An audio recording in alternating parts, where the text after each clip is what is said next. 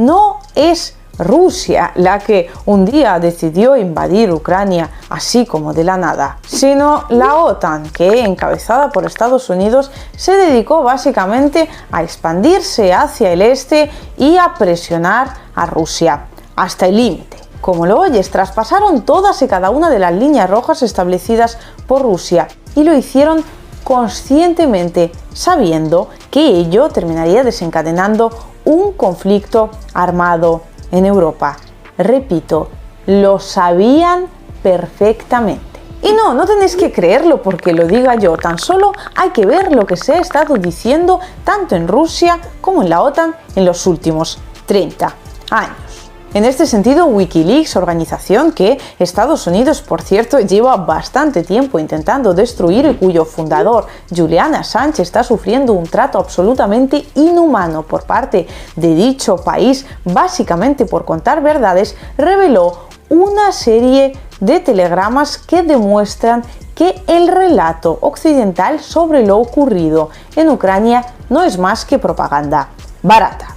Bueno, para empezar, no está de más recordar que desde la OTAN se afirmó en más de una ocasión que dicha organización no se expandiría más allá del Elba. Vamos, en términos generales, la idea que se transmitió desde la OTAN a la Unión Soviética a principios de los años 90 consistía en que la organización no se ampliaría hacia Europa Central ni Oriental e incluso se llegó a comentar que en una Alemania unificada no podría haber bases de la OTAN en el antiguo territorio de la RDA. Y déjame decirte que esto es algo que está sobradamente demostrado, por mucho que algunos aún a día de hoy se empeñen en sostener que nadie le había prometido absolutamente nada a Gorbachov, que la OTAN por lo tanto no había incumplido ninguna promesa y que se trata de un invento de los rusos. En cualquier caso, tampoco es para nada de extrañar que la OTAN haya terminado actuando así, es decir, haciendo exactamente lo contrario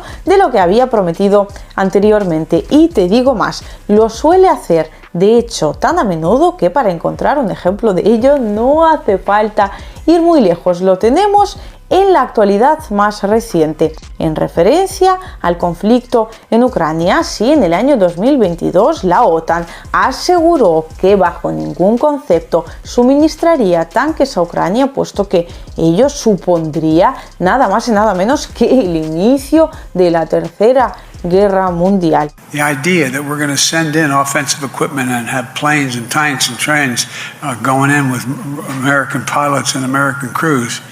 Just understand, and don't kid yourself, no matter what you all say, that's called World War III. Y aquí estamos, a principios del 2023, con los tanques de la OTAN ya no solo prometidos, sino prácticamente empaquetados para partir directitos para el frente ucraniano. Vamos, nada nuevo bajo el sol, simplemente un poquito más de hipocresía otanista pal body. Pero bueno, ahora vamos con los telegramas de Wikileaks de los que os hablaba.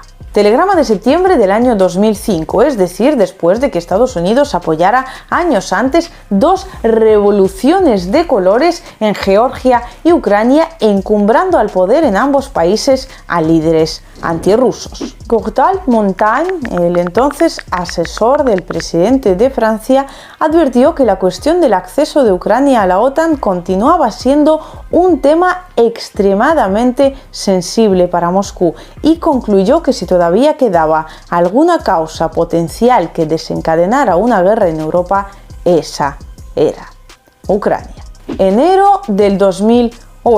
Italia apoya firmemente la expansión de la OTAN, se entiende, pero le preocupa que se pueda provocar a Rusia mediante la integración acelerada de Georgia. Telegrama de abril del año 2008 refiriéndose al primer ministro noruego Jonas Gahr Støre. Él entiende las objeciones de Rusia a la ampliación de la OTAN y que la alianza necesita trabajar para normalizar las relaciones con Rusia. Estas declaraciones además no se producían solo en Europa, sino también en Estados Unidos, y en este sentido el ex embajador de la ONU en Rusia y el actual director de la CIA, William Burns, en el año 2007 afirmó lo siguiente: la ampliación de la OTAN y el despliegue de misiles defensivos estadounidenses en Europa le hace el juego al clásico temor ruso de ser rodeado.